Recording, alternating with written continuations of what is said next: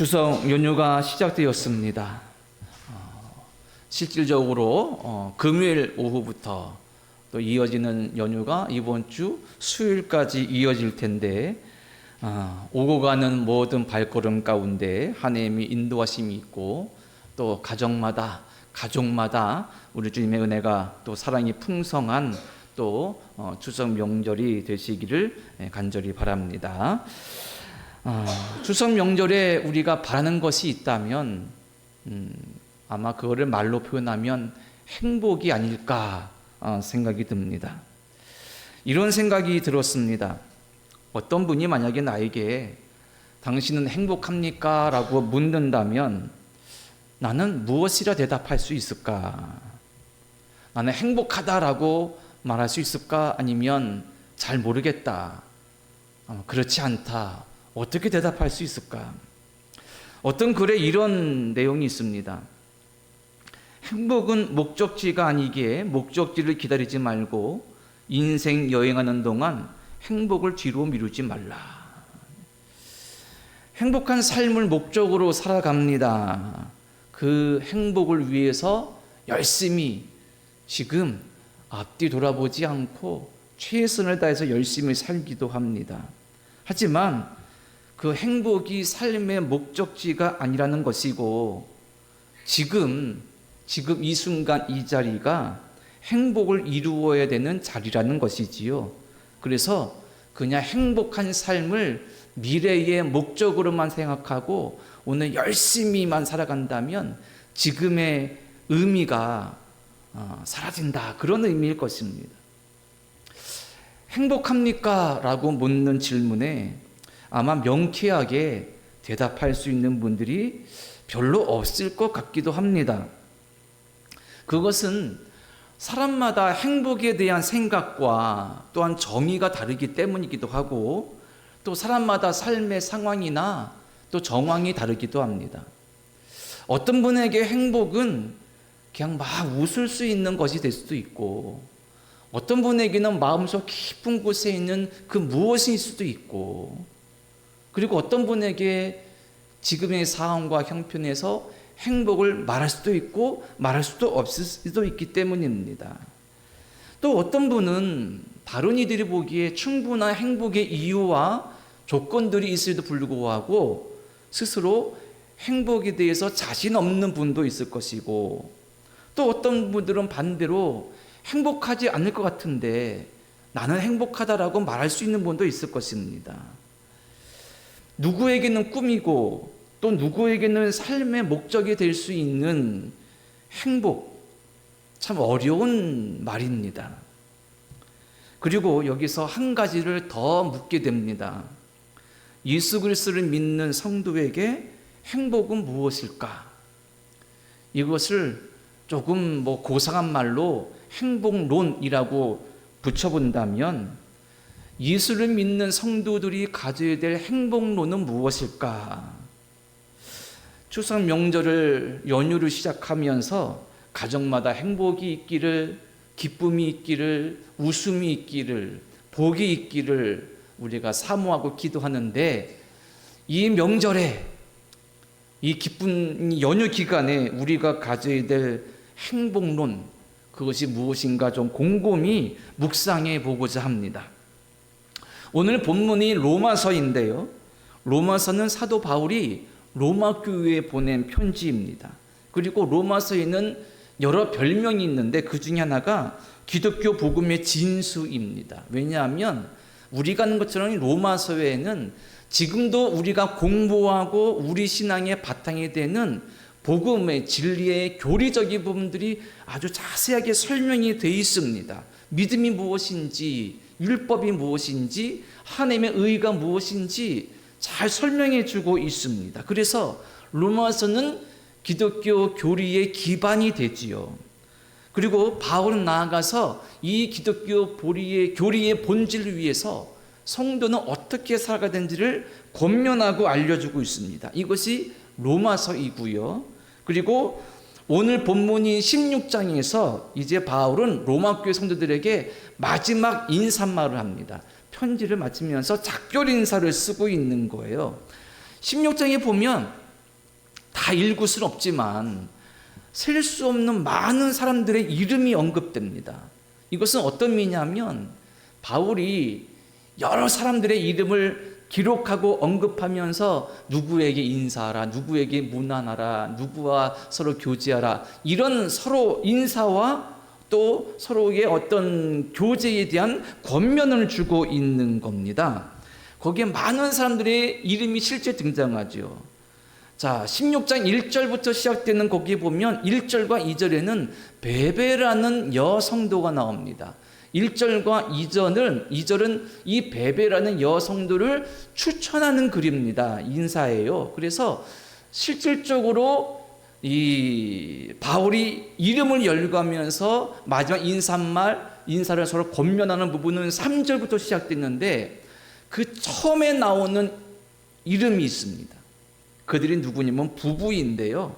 우리가 잘 아는 브리스가와 아굴라 부부입니다. 오늘 저는 제목을 좀 그럴듯하게 잡았습니다. 성도의 행복론. 예수를 믿는 성도의 행복에 대한 가치관, 행복에 대한 생각, 행복에 대한 어떤 정의, 그것은 무엇일까?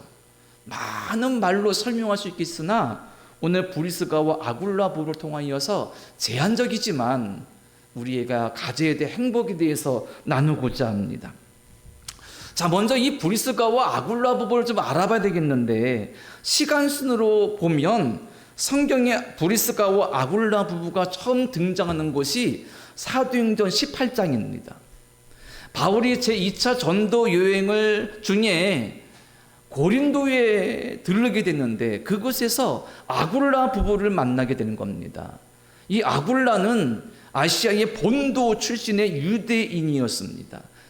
이들은 원래 로마에 살았습니다. 하지만 글라우디오라는 황제가 로마에서 유대인들을 추방하는 역사적인 어떤 일이 있었습니다. 그때 유대인들이 로마에서 다 추방될 때 아굴라 부부도 쫓겨나와서 고린도로 오게 됩니다. 바울이 고린도에 갔더니 로마에서 지금 추방당에 온 아굴라 부부가 있는 겁니다. 그들과 함께 생활하면서 복음을 전파하고 사명 감당하는 겁니다. 더욱이 우리가 하는 것처럼 아굴라 부부와 바울은 공통된 기술이 있었습니다. 그게 뭐냐면 천막을 제작하는 기술이었습니다. 그래서 바울과 아굴라는 함께 천막을 만들어서 팔고 그러면서 함께 하나님의 복음을 전하면서 사명을 감당하게 됩니다. 그래서 바울은 이 아굴라 부부를 동역자라고 부를 정도입니다. 자, 이 브리스가와 아굴라 부부를 통해서 우리가 깨달을 수 있는 성도의 행복론은 무엇일까요? 먼저는 이런 말씀을 드리고 싶습니다. 제가 어느 교회에서 본 표를 본 기억이 납니다. 그 교회에 들어갔더니 3가지의 표가 딱 있습니다. 분명하게 3가지가 기억나는데 하나는 기도원 같은 교회, 기도원처럼 뜨겁게 기도하고 성령의 역사를 체험하는 그런 교회가 됐으면 좋겠다라는 것이고, 또 한 가지는 뭐냐면 학교 같은 교회.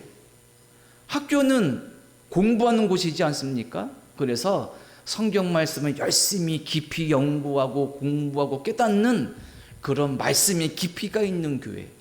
3번째 뭐냐면 가정 같은 교회였습니다.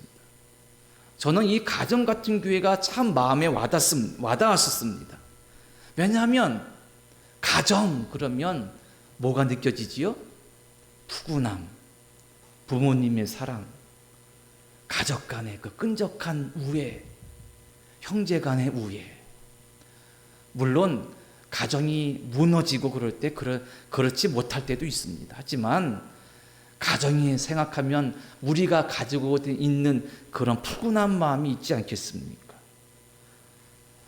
자, 이 3가지의 표 중에 가정 같은 교회. 오늘 아굴라 부부가 부부이기 때문에, 그러니까 가정을 이루고 있기 때문에 가정을 예로 든다면 성도가 가져야 되는 가장 중요한 행복론 중에 첫 번째 뭐냐면 순서를 바꿔서 교회와 같은 가정이 되는 것입니다. 그 교회는 가정 같은 교회가 중요한 비전 중에 하나였습니다. 좀 바꿔서, 순서를 바꿔서 본다면 우리가 가져야 될 행복론의 중요한 것은 교회 같은 가정이 되는 것입니다. 그리고 좀 교회를 좀 더 확장해 본다면 우리의 삶에 교회 같은 삶의 자리가 교회처럼 되었으면 하는 것입니다. 자, 이 말씀을 좀 더 묵상해 보고자 이 아굴라 부부의 행적을 좀 더 쫓아가 봐야 될 것 같습니다.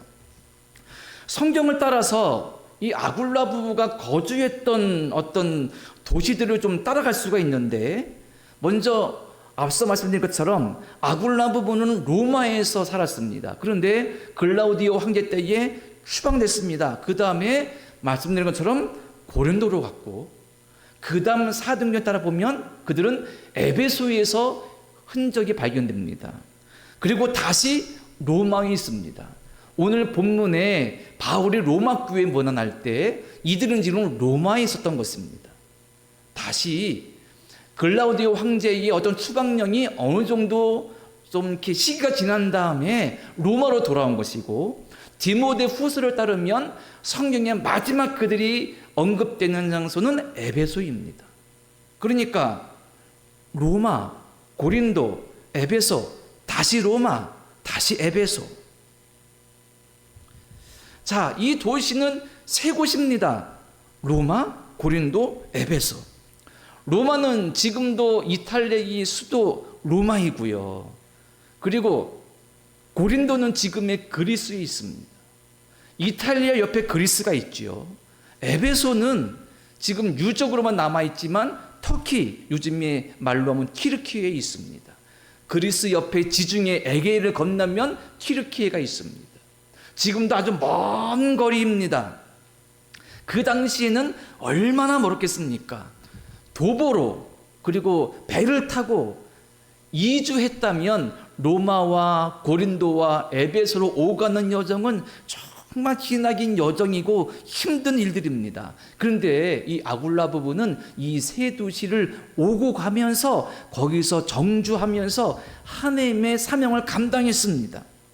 그리고 특히 바울은 이들을 속이면서 이렇게 말합니다. 오늘 본문 5절 말씀에 보면 이렇게 말하고 있죠. 또 저희 집에 있는 교회에도 문안하라. 그리고 16장 고린도전서 16장 19절에 보면 바울이 그때도 인사하면서 이렇게 말합니다. 아시아의 교회들인 너희에게 문안하고 아굴라와 브리스가와 그 집에 있는 교회가 주 안에서 너희에게 간절히 문안하고. 공통점이 뭐냐면요, 바울이 아굴라 부부를 소개할 때 꼭 같이 곁들인 말이 뭐냐면 그의 집에 있는 교회에도 문안해라. 그의 집에 있는 교회들이 너에게 문안한다. 이렇게 말하고 있다는 것입니다. 무슨 말입니까? 아굴라 부부의 집에 교회가 있었다는 사실입니다. 초대교회 당시에는 아직 교회가 건물로서의 교회가 존재하지 않던 시대입니다. 좀 시간이 몇백 년 지나야 이제 교회 건물을 세우고 그렇게 되었거든요. 그러니까 이 초대교회 당시에는 성도들이 모일 수 있는 장소가 필요한 거예요. 모임과 예배의 장소가 필요한데, 그래서 가정에서 모이는 경우가 있었다는 것입니다. 그런데 브리스가와 아굴라 부부는 자신의 가정을 교회의 모임의 장소, 예배의 장소로 오픈한 겁니다. 드린 겁니다. 당시 가옥의 수준을 생각해 본다면, 야, 가정의 이 공간을 모임의 장소로 드렸어? 그러면 우리가 속회를 드리듯이 예전에 코로나 전에는 가정마다 방문하면서 속회 드리지 않았습니까? 그러면 그 가정의 거실에서 다가를 놓고 함께 공부하며 애찬 나누고 교제하지 않았습니까? 그런 가옥 구조, 그렇게 멋진 집이 아닙니다. 우리가 지금도 직간접적으로 볼 수 있는 그 당시의 고고학적 가옥의 구조는요, 그냥 돌로 쌓았습니다. 돌로 쌓았고 나무로 얼기설기해서 지붕을 했습니다. 그리고 지금처럼 무슨 방이 딱딱 구분되어 있지 않습니다. 물론 고고학조에 보면 사방 구조로 인하여서 딱 들어가면 중간에 거실 같은 곳이 있고 방이 서너 개 있는 대표적인 구조가 있지만 대부분 그렇게 살지 못했죠. 전기불이 없으니까 대낮에도 컴컴했을 것이고 거기에 불을 키웠을 것입니다. 지금의 주택에 비하면 한참이나 떨어지는 수준의 컴컴한 곳에서, 넓지 않은 곳에서 거기서 사람들이 서로 옴짝달싹하면서 좁은 곳에서 모였습니다. 그 가정교회는 어떤 곳이었습니까? 아굴라 부부에게는 쉼의 장소, 너무나 소중한 개인적인 공간이었습니다. 하지만 그곳을 열었습니다. 예수님을 예배하고 알고 공부하기 위해서 그 자리, 소중한 개인의 가정의 공간을 모임의 예배 장소로 드린 것입니다. 그러면 더 알 것은 뭐냐면 교회가 뭐냐는 겁니다. 교회가 무엇인가에 대해서 알려면 많은 시간 필요합니다. 예를 들면 보이는 교회가 있고 보이지 않는 교회가 있습니다. 건물로서의 교회도 있고 건물이 아닌 신앙 공동체의 교회도 있습니다. 그 의미와 본질을 알려면 오래 걸리겠죠. 하지만 중요한 것은 교회는 뭐냐면 예수님을 모신 곳이 교회입니다. 예수님을 영접한 사람들이 함께 모인 곳이 교회입니다. 그래서 예수님을 예배하고 찬송하며 예수님의 이름으로 서로 교제하는 곳이 교회입니다. 예수님의 십자가의 사랑과 부활의 영광을 나누면서 격려하고 위로하고 하나 되어지는 것이 교회입니다. 찬송하고 기도하는 것이 교회입니다. 아굴라 부부는 자신들의 가정의 그 내적인 공간을 그런 장소로 공개적으로 드린 것입니다. 저는 여기서 생각합니다. 아굴라 부부가 가는 곳마다 로마에서도 고린도에서도 에베소에서도 이사가는 곳마다 자신들의 가장 내밀한 공간을 예배의 장소, 교회의 장소로 드렸는데 그들은 그것이 번거로웠을까? 그것이 싫었을까? 좋았을까? 저는 그들이 행복한 마음으로 자신들의 공간을 열었다고, 드렸다고 생각합니다. 그리고 그들은 행복했을 것입니다. 행복은 예수 그리스도를 모신 곳에 있습니다. 예수 그리스도를 모시고 그 예수 그리스도의 사랑과 복음의 진리를 행하고 붙잡고 있는 그것이 행복한 곳입니다. 그것이 교회입니다. 내 가정에 예수님을 모시고 있다면 그것이 교회요. 내 심령에 예수께서 계셔서 주인 되신다면 그것이 교회입니다. 예수께 나를 드리고 나의 공간과 나의 것을 드릴 수 있는 드림과 헌신이 있다면 그것이 교회입니다. 거기에 행복이 있습니다. 여기에 덧붙일 흥미로운 것이 하나가 더 있는데 성경에 이 아굴라 부부가 언급되는 곳이 총 6군데입니다.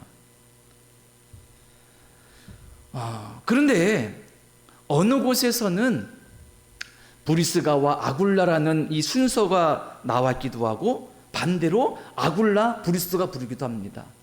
한번 퀴즈는 아니지만 브리스가와 아굴라 중에 누가 남편일까요? 아굴라가 남편입니다. 브리스가가 아내입니다.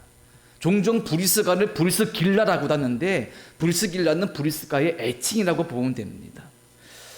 자, 성경에 이 부부를 언급한 6곳 중에 4곳에 아내인 브리스가의 이름이 먼저 기록되어 있습니다. 지금도 부부의 이름을 소개하면, 기록하면 남편의 이름을 먼저 기록하는 것이 일반적이잖아요. 예전엔 더했겠죠. 그런데 2000년 전에 성경에 기록된 이 부부의 이름의 순서가 아내 이름이 먼저 나오는 거예요. 여기에 대해서 학자들이 이렇게 추측을 합니다. 한 가지는 아굴라는 유대인이었는데 부인인 브리스가는 로마 귀족 출신이었을 가능성이 높다. 그래서 사회적 신분이 아내가 더 높았기 때문에 아내 이름이 먼저 나온다, 이런 추측도 있고, 또 한 가지 추측은 초대교회 내에서 열심히 헌신한 이 부부 중에 브리스가가 더 열심히 헌신했기 때문에 브리스가의 이름이 먼저 나왔다, 이런 추측도 있습니다. 하지만 무엇 하나 뚜렷한 답은 없습니다. 왜 부부를 소개하는데 아내 이름이 먼저 나오는지. 하지만 여기서 분명한 것이 있지요. 부부에게 신분의 차이가 있건 신앙의 열심의 차이가 있건 부부는 예수를 믿는 믿음 안에 서로 사랑하고 하나 되어서 우리 주님을 섬겼다는 것입니다. 가장 중요한 내밀한 것을, 가장 개인적인 공간을, 가장 소중한 것을, 물질적인 것을, 영적인 것을, 내적인 것을 드릴 만큼 함께 마음이 하나가 되어서 우리 주님을 섬겼다는 것입니다. 이들은 정말 행복하지 않았겠습니까? 다시 한번 사람마다 환경이 다르고 조건이 다르기에, 상황과 능력이 다르기에 함부로 행복하냐고 말할 수 없고 함부로 물을 수 없을지 모릅니다. 하지만 분명한 것은 이 아굴라 부부처럼 자신의 삶의 자리에, 마음에 우리 주님을 모신 사람, 모신 곳, 그 자리, 그 마음에 행복이 있습니다. 더욱이 아굴라 부부처럼 서로 사랑하고 서로 하나 되어지며 서로 위로하고 서로 믿음 안에 세워주며 서로 존중하는 그런 관계 속에서, 또 부부 속에서, 가족 속에서, 신앙 공동체 속에서 우리는 행복을 말할 수 있다고 생각합니다. 성도의 행복론 첫 번째 뭡니까? 교회 같은 곳이 되는 것입니다. 아니, 교회가 되는 것입니다. 내 가정이 예수님을 주인으로 모신 교회가 되겠고, 내 심령, 내 마음 깊은 곳, 내 삶, 내 삶의 자리에 예수님을 우리 주인으로 모신 곳이 되어야 됩니다. 그리고 가족이든 부부이든 형제 자매이든 이웃이든 아굴라 부부처럼 서로 사랑하고 존중하고 존경하고 위로하고 하나 될 때, 거기서 정말 내 환경과 상황을 뛰어넘을 수 있는 행복을 우리가 말할 수 있게 된다는 사실입니다. 한 가지 더 본다면, 오늘 본문 외에 다른 곳에 아굴라 부부가 나오는 것을 좀 인용하고자 합니다. 그것이 어디냐면 사도행전 18장인데, 앞서 제가 아굴라 부부를 설명드릴 때에 사도행전 18장 첫 부분에 이들이 고린도에서 바울을 만났다는 것을 말씀드렸습니다. 그런데 사도행전 18장 끝에 가보면 이들이 또 등장을 합니다. 거기는 장소가 에베소예요. 그런데 여기서 한 가지 사건 속에 아굴라 부가 등장합니다. 그 내용은 이런 겁니다. 우리가 아볼로라는 사도를 알고 있습니다. 아볼로가 예수님을 직접 뵈지는 못했고 예수님을 직접 섬기지 못했으나 사도로 인정받을 만큼 초대교회 내에서 아주 영향력 있던 훌륭한 믿음의 사람이었어요. 그런데 사도행전 18장 끝부분에 보니까 알렉산드리아 출신의 이 아볼로가 에베소에 와서 막 사람들에게 성경을 막 가르치는 거예요. 알렉산드리아는 어디냐면 지금의 이집트에 있습니다.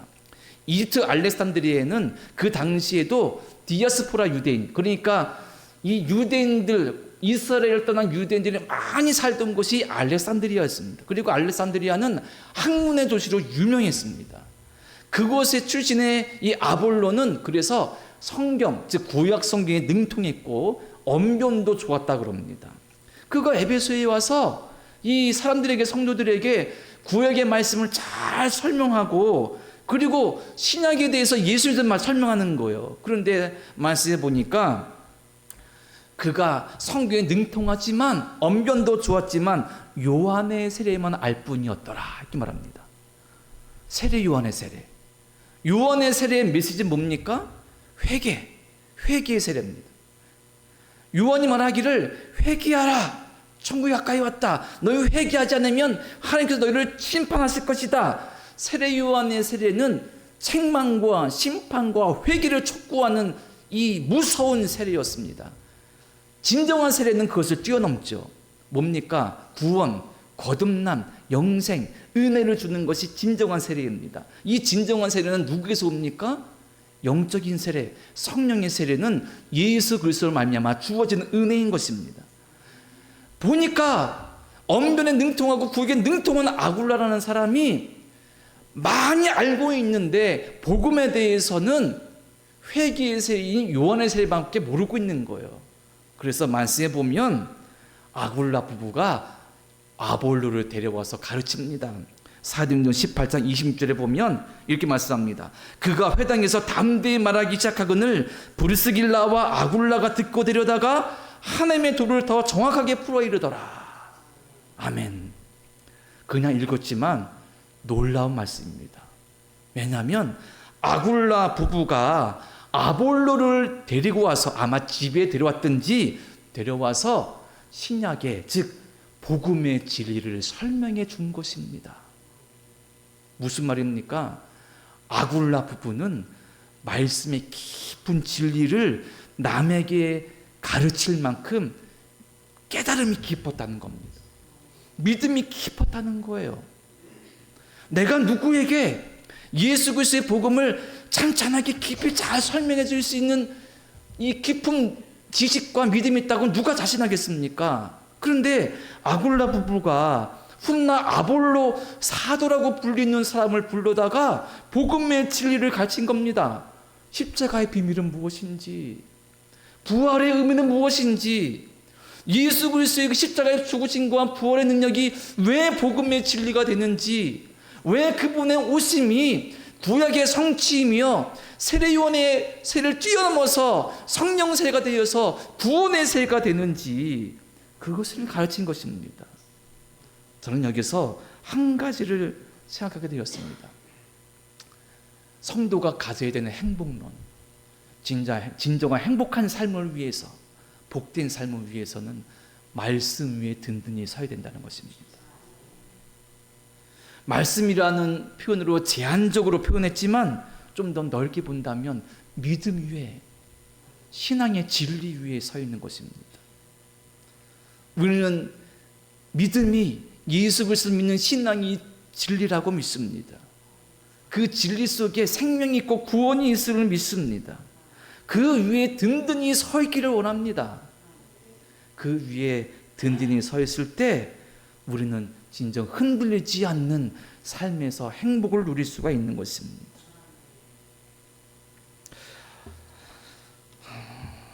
한 분의 글에 이런 내용이 있습니다. 이분의 아내가 하루는 갑자기 여보, 이제 아침에 밥을 안 차려 드릴 거고요. 아침마다 우리가 선식을 할 겁니다. 선식 뭐예요? 뭐 이렇게 곡물 같은 거 막 갈아서 먹는 거잖아요. 그게 아침에 먹기에 영양소가 엄청 많답니다. 그래서 아침에 밥 먹는 것보다 이게 훨씬 좋으니까 이제 우리 집은 아침마다 선식을 먹기로 했어요. 그러니까 당신도 그렇게 하세요. 이 아내가 그렇게 말하니까 남편이 힘이 없으니 반강제적으로 아침마다 선식을 하게 되었습니다. 근데 이분이 도무지 적응을 할 수 없는 거예요. 아마 이분은 오래전부터 아마 아침에 식사를 꼭 챙겨 먹는 식습관이 있었던 것 같습니다. 그런데 선식은 뭡니까? 저는 잘 먹어보지 못했지만 두유 같은 거에 뭔가 가루를 넣어가지고 비벼가지고 그냥 마시고 먹는 거잖아요. 그 우유에 탄 걸쭉한 그 액체를 목에 넘기는데 니글니글해서 못 먹게 되는 겁니다. 그리고 더 적응 안 되는 것은 무엇보다도 한 컵을 마심으로 아침을 다 먹었다는, 아침 식사 끝났다는 것에 도무지 적응할 수가 없다는 거예요. 몇 번 며칠을 시도했지만 아침을 먹은 것 같지도 않고 도무지 견딜 수가 없다는 것입니다. 그래서 아내에게 나는 도무지 이거 못 먹겠어 막 얘기했지만 아내는 아니 아침에 밥 먹는 것보다 이게 훨씬 영양가 높다는 거니까 드세요. 내가 아침 차리기 귀찮아서가 아니라 우리 건강 위해서니까. 그런데 도무지 이분은 선식 먹는 것에 적응이 안 돼서 그냥 원래대로 아침 밥을 먹는 것으로 돌아갔다는 겁니다. 그러면서 이분이 그래도 어떤 내용을 썼냐면 이런 내용을 썼어요. 내가 선식에 적응하지 못하는 것은 그걸 한 번 컵에 확 마시고 아침 먹었다라는 것에 대해선 부적응도 있지만 식사 자리가 아쉬웠기 때문이다. 가족이 함께 모여 아침이지만 눈 비비지만 함께 밥을 뜨며 함께 먹었던, 함께 얘기했던 그 자리, 그 자리가 없다는 것에 너무 이건 식사가 아니다, 이거는 그런 마음이 들었던 겁니다. 식탁이 어떤 자리입니까? 우리말로 식구, 우리가 하는 것처럼 먹는 자리, 함께 먹는 음식을 먹는 자리가 그런 사람이 식구라고 그러고, 함께 식탁에서 함께 먹으면서 이야기 나누는 그 자리가 얼마나 소중한 자리입니까? 거기서 서로를 성편을 듣고 이야기하고 웃고 격려해주고 함께 가족임을 확인하고 함께 어려움도 함께 듣는 그런 자리. 그래서 가족이라는 것을 공유하고 소중한 사랑을 공유할 수 있는 그 식탁, 참 소중하죠. 하지만 지금 그렇지 못한 경우가 너무나 많이 있습니다. 그래서 저도 때로는 그래서 아이들이 밖에 나가 있고 그러니까 한 자리에 모여서 먹는 식탁 자리가 참 그립고 참 간절할 때도 종종 있습니다. 행복을 위해서 우리가 함께 가족이 식탁에서 사랑을 공유하듯이 우리가 함께 공유해야 될 건 무엇일까요? 생각해 보았습니다. 생각하면서 말씀을 찾아보았더니 이런 말씀들이 있습니다. 제가 읽어드리겠습니다. 시편 119편 50절에 이 말씀은 나의 고난 중에 위로라, 주의 말씀이 나를 살렸기 때문이니라. 시편 119편 105절 주의 말씀은 내 발의 등이요 내 길의 빛이니이다. 디모데후서 3장 16절 모든 성경은 하나님의 감동으로 된 것으로 교훈과 책망과 바르게 함과 의로 교육하기에 유익하니. 히브리서 4장 12절 하나님의 말씀은 살아있고 활력이 있어 좌우의 날선 어떤 검보다도 예리하여 혼과 영과 및 관절과 골수를 찔러 쪼개기까지 하며 또 마음의 생각과 뜻을 판단하나니. 아멘. 제가 네 말씀 구절을 읽어드렸는데 말씀의 능력과 유익에 대한 말씀입니다. 하나님의 말씀이 내가 고난 중에 이길 수 있고 고난을 넘을 수 있는 힘이 되고, 하나님의 말씀이 내가 가는 길 어느 길인지 모를지라도 우리를 인도해 주는 빛이 되어지고, 하나님의 말씀이 우리의 삶을 올바른 길로 인도하고 올바른 가치관과 올바른 생각을 품을 수 있는 진리가 되고, 하나님의 말씀에 능력이 있어서 내 마음 깊음같이 통찰하셔서 나를 지켜주신 말씀이 된다. 때문에 우리는 말씀을 진리라고 고백합니다. 우리가 함께 나누고 공유해야 될 것, 함께 묵상하고 함께 붙잡고 살아야 될 것, 하나님의 말씀입니다. 다른 말은 무엇입니까? 하나님을 믿는 신뢰입니다.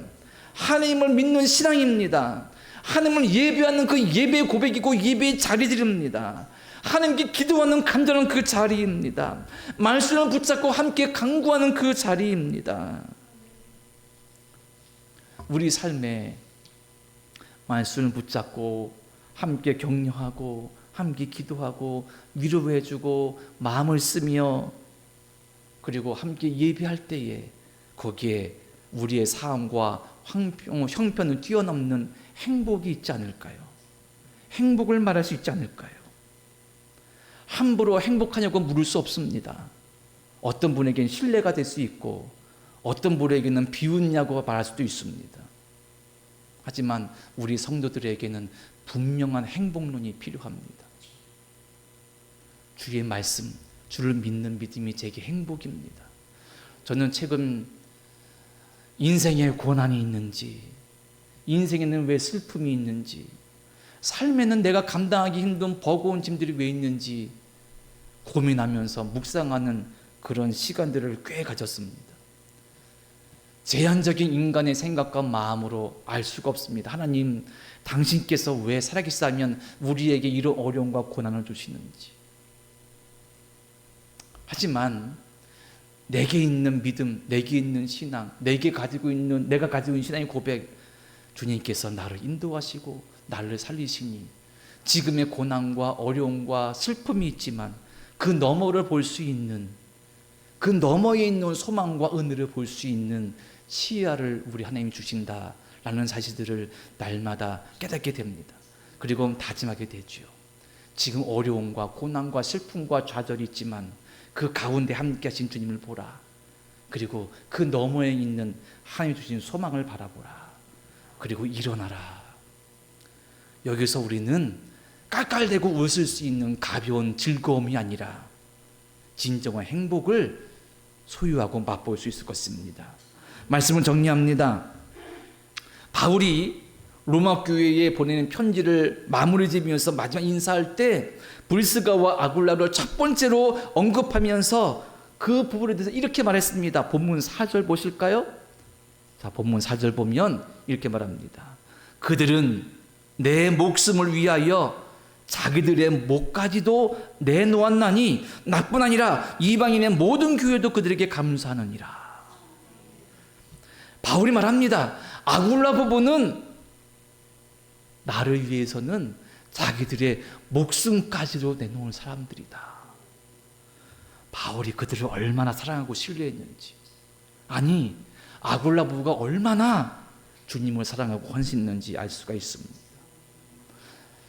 말씀드렸듯이 함부로 행복을 말할 수는 없을 것입니다. 아주 주관적인 것이고 함부로 정의할 수 없는 것이기 때문입니다. 하지만 믿는 자는 담대하게 분명하게 말할 수 있습니다. 아굴라 부부의 모습을 보니 교회 같은 삶, 교회 같은 가정을 이루고 우리 주님을 모시는 그 자리가 행복한 자리요, 서로 사랑하고 격려하고 위로하며 함께 기도하는 그 사람, 그 자리가 행복의 자리요, 말씀을 붙잡고 믿음 위에 서서 신앙의 든든에 서서 복음을 따라 믿음으로 나가는 그 자리가 행복의 자리라는 사실입니다. 이 믿음으로 더 굳건해지고 더 행복을 위해서 나갈 수 있는 믿음의 성도 되시길 바랍니다. 그리고 이 믿음 안에서 복된 참된 행복과 기쁨이 있는 추석 명절 되시기를 간절한 마음으로 축원합니다. 기도드립니다. 하나님, 행복을 사모하고 기도합니다.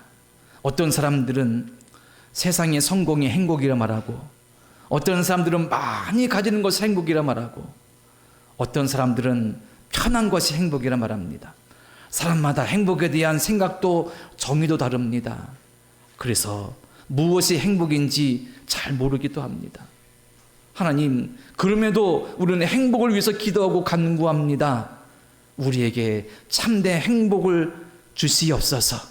그리고 그 가운데에 우리 주님이 우리의 주인 되시고 우리의 삶의 자리에 함께 계시며 우리가 그 주님을 따라서 드리고 헌신하며 믿음으로 나가는 그곳, 그 자리, 그 마음이 행복의 자리인 줄로 믿습니다. 말씀을 붙잡고 믿음 안에 서서 주님을 찬양하며 예배하는 그곳이, 그 자리가 행복이며 행복의 자리인 줄로 믿습니다. 이 굳건한 믿음으로 나가며 참된 복을 누리게 인도하여 주시고, 특히 이 즐거운 행복에 가득한 충성 명절을 사모하면 이때에 가정마다 삶의 자리에 참된 은혜와 사랑을 베풀어 주셔서 행복을 노래할 수 있도록 인도하여 주시옵소서. 예수님의 이름으로 기도드립니다. 아멘.